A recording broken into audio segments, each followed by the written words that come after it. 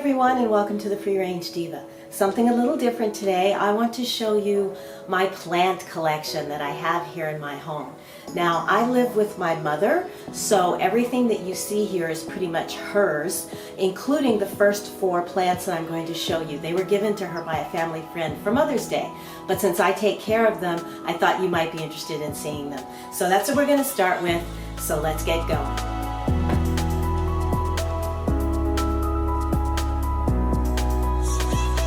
Yeah, okay, English ivy. Not a plant I ever wanted in my house because I don't like the looks of them, and they're a spider mite magnet. You know what? I ain't worried about it because you look cute, and you look cute in this planter that I made from a coffee cup that I put a hole in, drilled a hole in, so you can stay. But the first time I see anything crawling on you, you're going into the green bin, okay? Oh. And one thing that I do for this plant, I don't do much for it, but the one thing that I will do is I take it outside about once a week or whenever I think of it and blast it with the hose. So there it is, looking all healthy. This is a Dieffenbachia. Last thing I needed was another one of these, another drama queen, but this one has been sitting in this north window, hasn't given me any problems. I water it once a week or so. So, yeah, you can live here again, but if you give me any hassles, you're getting voted off the island. Okay, come on into the dining room now. In this room, there are 2 more that I want to show you. This is a Croton. These actually are the last 2 plants of my mother's. And this Croton, wasn't really interested in these plants, but actually I have come to really enjoy. This plant has a lot of personality. I mean, it literally will just, if it gets too much sun, it'll just like fall out. Oh, I'm exhausted, I'm dead. And it'll just lay over on its side with its leaves laying on the table. Then cools off, the shade rolls in, and it's fine. If it doesn't get any water, it flops over like it's dead and dying from dehydration. I give it a little water and it's back up all perky again. So, cute plant, Croton. And that is one of those cheap kalanchoes that you can find at any like grocery store or drugstore or what, you know, the ones that have flowers on them. It's fine. I water it, it's fine. I don't water it, it's fine. And it just sits here, this window, it gets eastern light, both of these plants, and it's doing fine. So, there you go. Having fun? If you are, then give this video a thumbs up and subscribe if you'd like. All right, now we're moving into Illyria, also known as my bedroom. Here we go. So this is where the magic happens. This is my room, where I do all of my filming, and we're going to start over here on my favorite side of the room. So we'll start here with my Aglio Nemeth, my Chinese evergreens. These are the easiest, low maintenance houseplants. They don't mind if you miss a watering. They'll take any kind of light that you want to give them, whether it's low light or medium light, probably anything except direct sunlight. This was the plant that started it all. This was my first house plant. And this plant is not the fastest grower, but it's very steady and consistent. This plant started off as the same size as the other plant, and it was next to it in less light. And it was growing so fast it outgrew the space that it was in, so I moved it down here.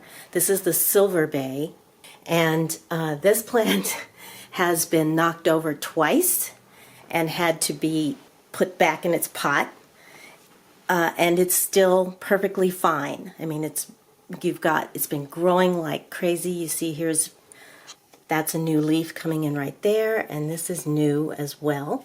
They're on NASA's top 10 plants that clean the air. The larger they get, the more they clean.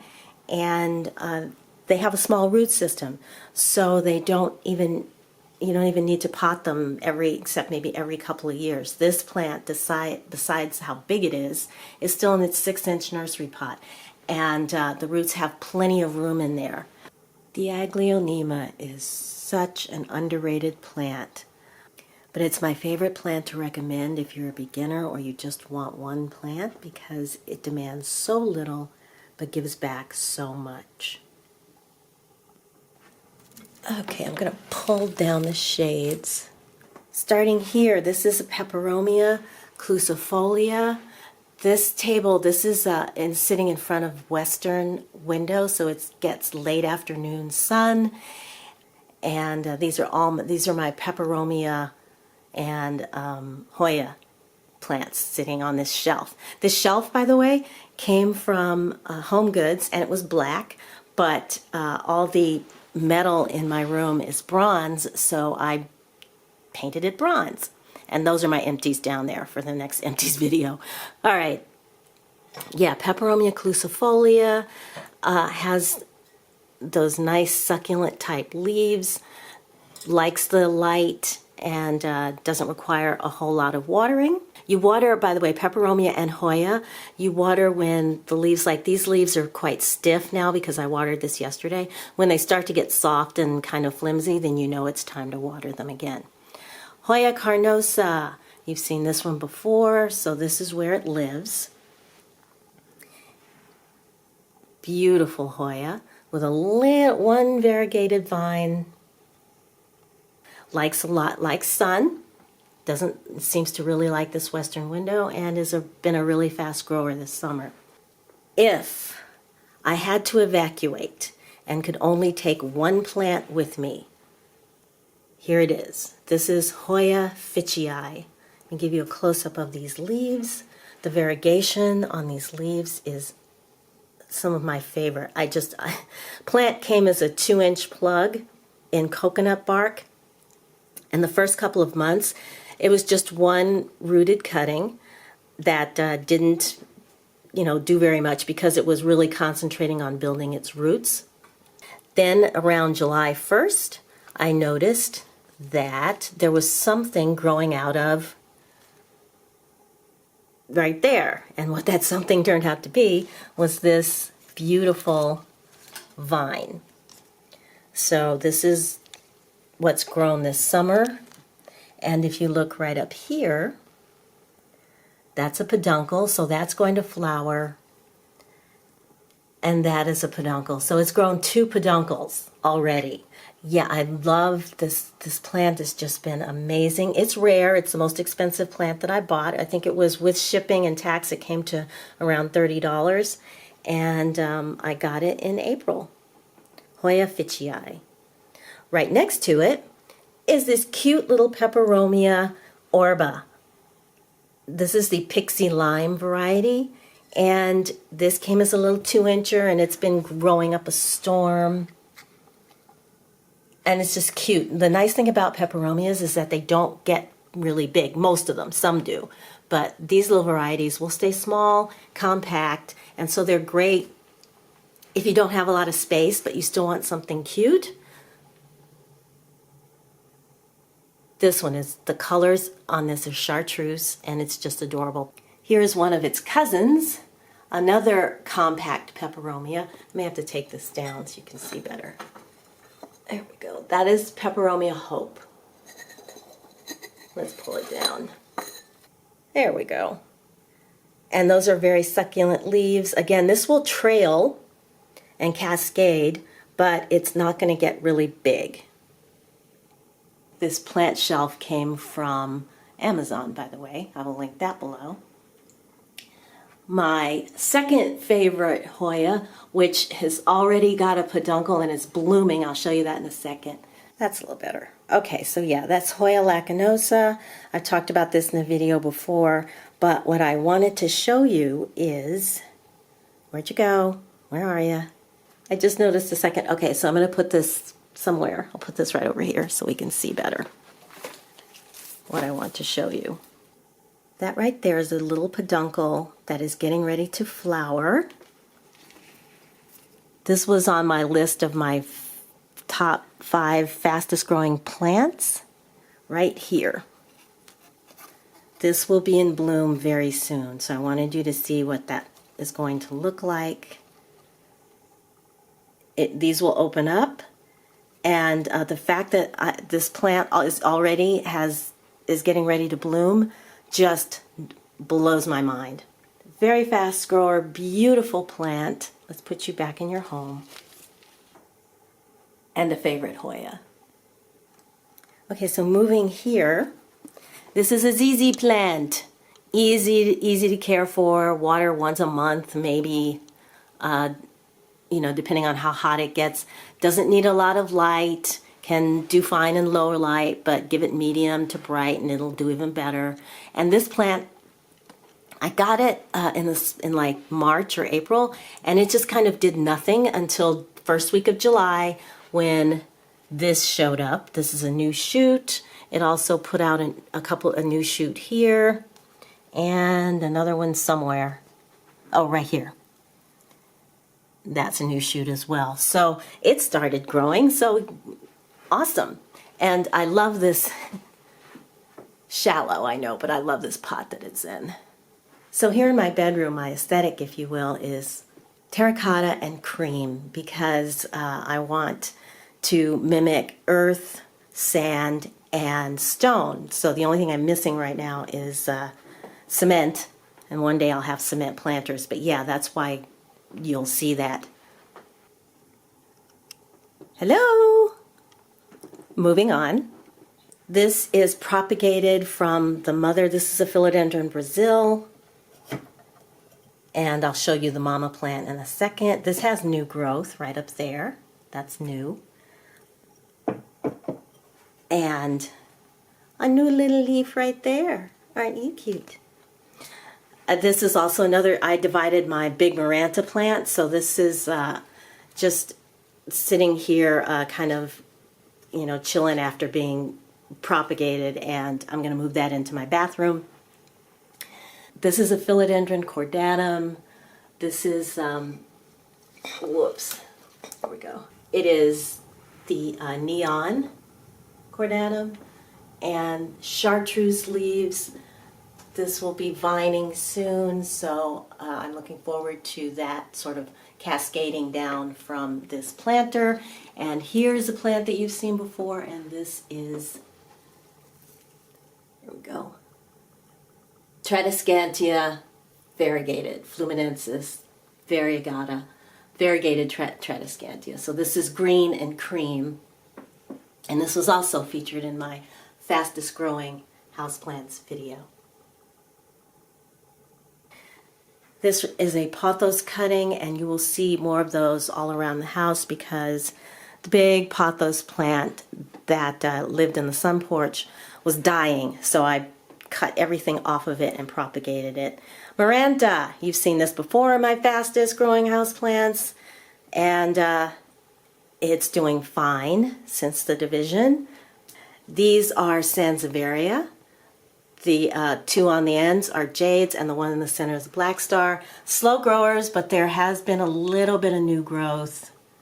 It comes out of the center with these plants. Really low maintenance. Any kind of, they'll do fine in lower light.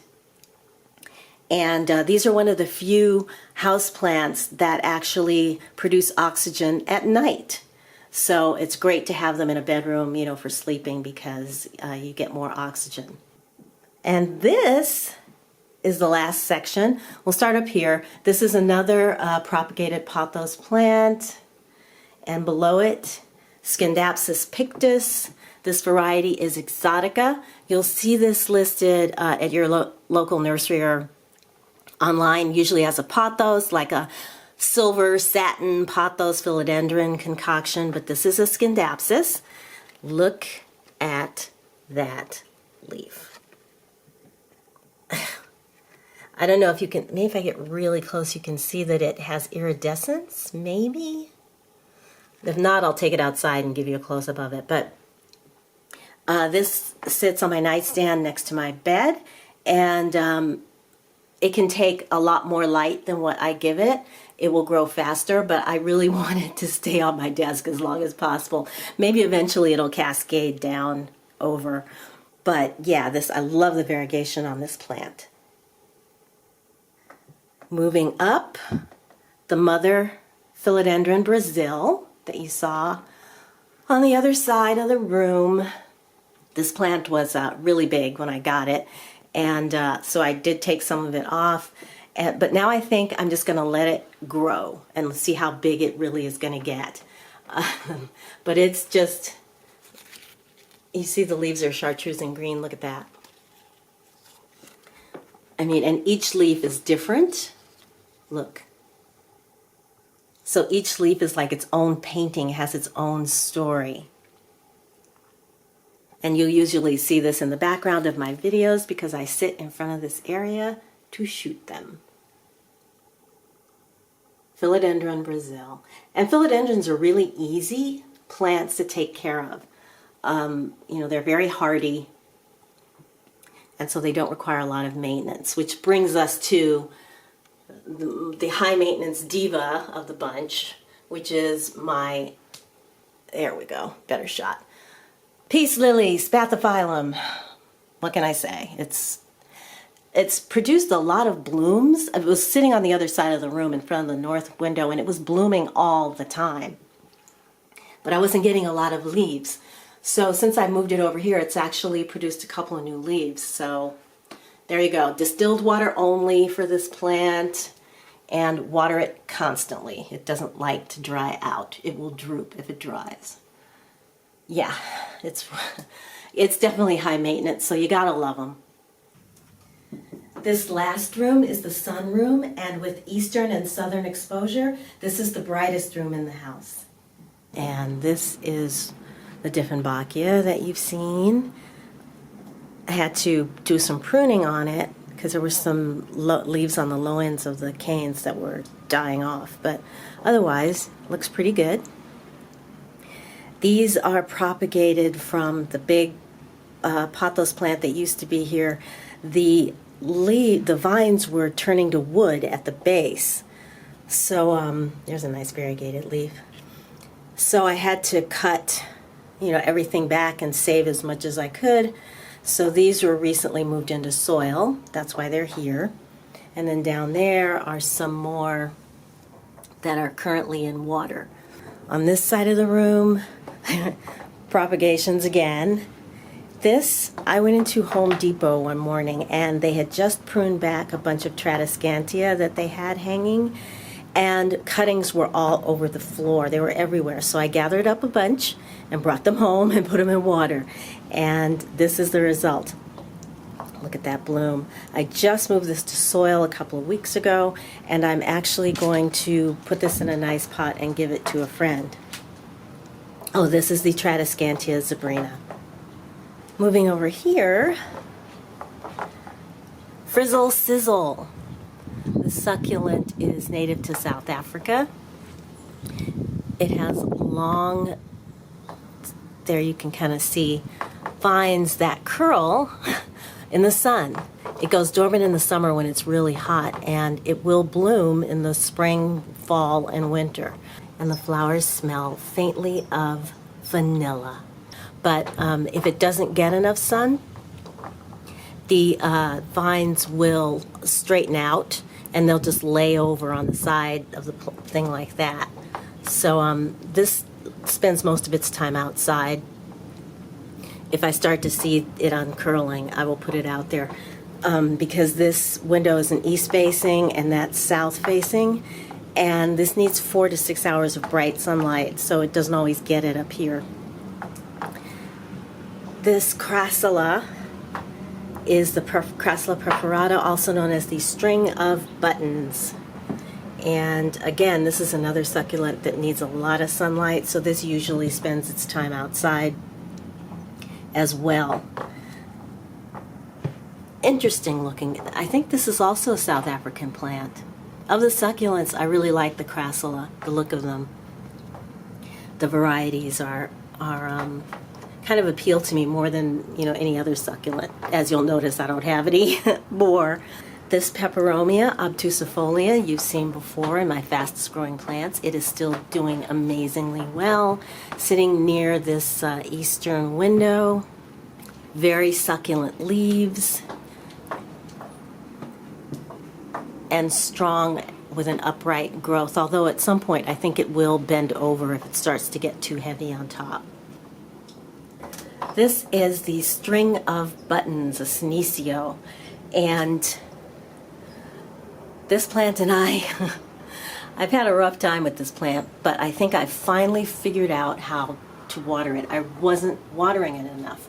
I wasn't watering it deeply enough, and so all the buttons had like dried up and were teeny tiny. So once I figured out the watering, it started growing again, and the string of buttons, string of pearls, sorry. The pearls got firm and started getting big again. Yeah, so this is the string of pearls. Down here, Philodendron sellum. This has been reclassified as something else, but it's always going to be a Philodendron sellum to me. And it's a juvenile plant, but it's finally starting to get splits in these new leaves. So it's getting older, it's aging, and then as it gets older, these older leaves will, as you can see, they're very, very dark because these are the oldest leaves and these will fall off. But yeah, this plant is getting nice and big, and fortunately it has enough room here to get even bigger. This is my favorite part of the room. Moving right over, more pothos, and then finally we have Philodendron Imperial Red. There's a new leaf right here that is just about to open up. The roots on this plant are bright red, the stem is red, and the leaves come in red, and then they change to this darker green. This little leaf got chewed up by me by mistake when it was new coming in, and I manhandled it. But otherwise, this plant is doing well and getting big. Whew. Okay, that is going to wrap it up for today. If you enjoyed this video, and I hope you did because I really had fun doing it. If you did, then please give it a thumbs up, and if you'd like to see more like this, let me know in the comments below. And of course, if you've subscribed, thank you very much. I really appreciate it, and if you haven't, I would love it if you did. Just hit the notification bell so you won't miss my next video. Okay, everybody, until I see you in that video, I'm wishing you a wonderful day, wonderful week. Take good care of yourselves, and I will talk to you again very, very soon. Bye!